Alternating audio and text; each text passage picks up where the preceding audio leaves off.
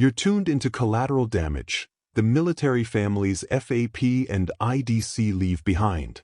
Voices have been altered, because in this system, honesty has a price.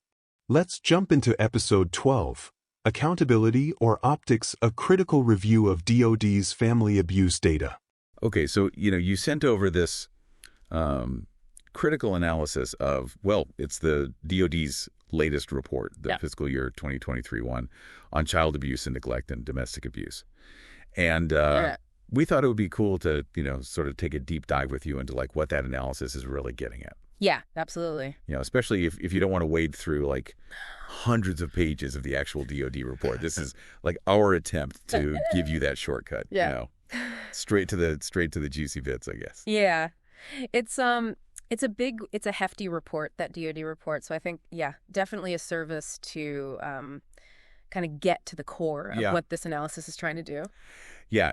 And I guess just to frame it for everyone, the DoD report, it's all about like the data they've collected, right, for fiscal year 2023 on these issues. Exactly, yeah. So, reported incidents, those that like met their criteria for abuse, demographic information. But the analysis, the thing you shared, it's taking like a critical lens to it, right? Yeah. So it's not just like, oh, here's the data. It's like, hold on a second, what's wrong with this picture? Yeah. What are the problems? Yeah, exactly. And that's what we want to kind of unpack today. Like, what is that analysis saying is wrong? And we'll use the DoD report kind of as our reference point. Right. But we really want to get into like the potential flaws, weaknesses, issues, whatever you want to call them, that your analysis is identifying. Totally, yeah. So right off the bat, right, in your analysis, you talk about this lack of fairness and transparency. Mm-hmm.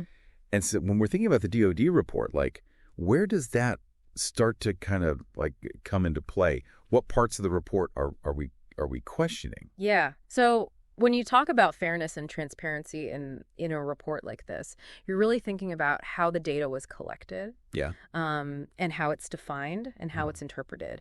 And I think the critique here is really focused on some of the key mechanisms that the DoD uses to deal with these issues. Okay, so like give us an example. What are some of those like pressure points that the analysis is pointing to?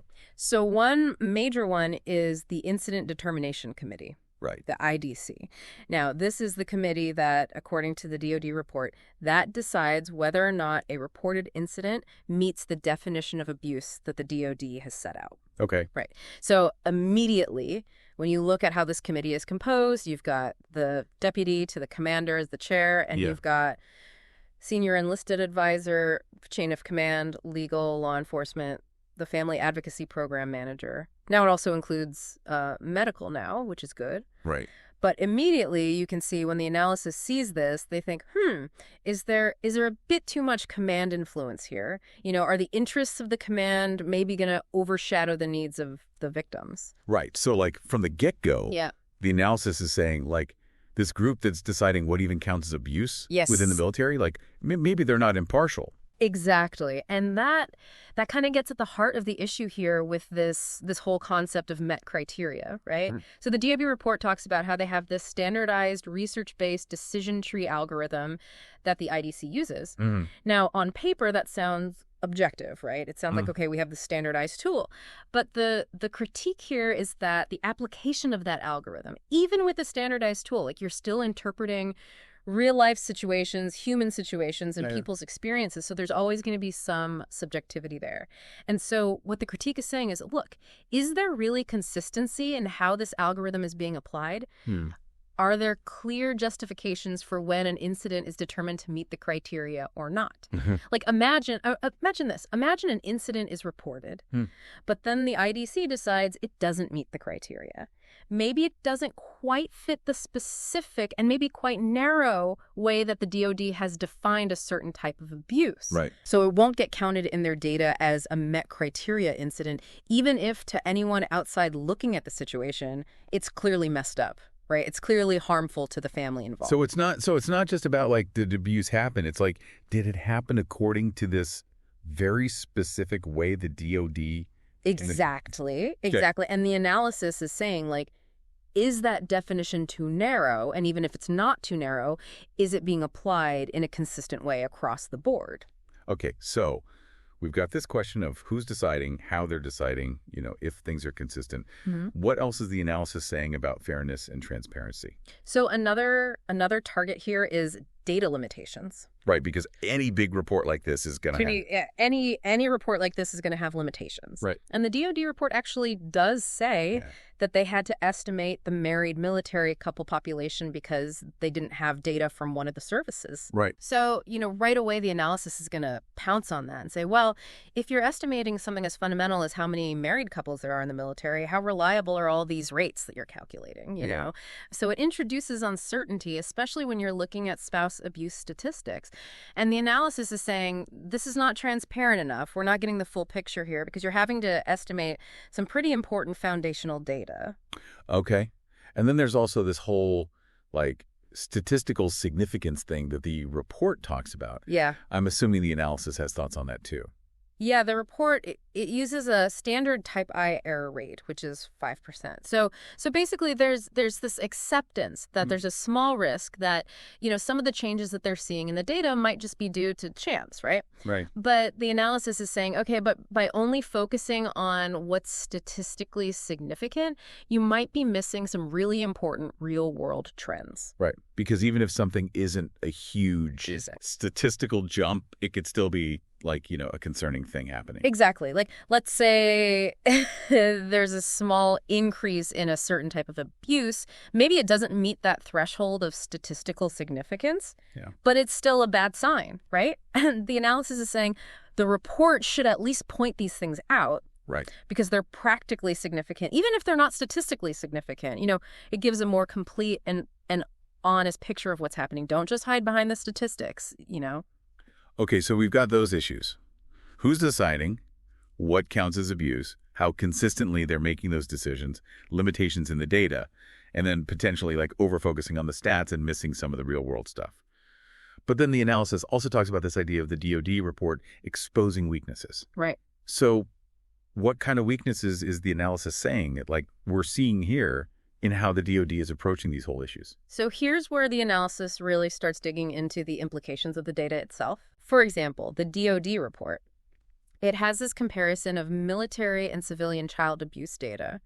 And they point out that the military's met criteria rate is higher than the civilian substantiation rate. But then they also say that the military's child victimization rate is actually lower than the civilian rate. Okay. So the analysis sees this and says, whoa, hold on, what's going on here? Are they defining child abuse so broadly that they're catching a lot of things that wouldn't be counted in the civilian world? Right, because the civilian world might say, well, that's not abuse. Right, exactly.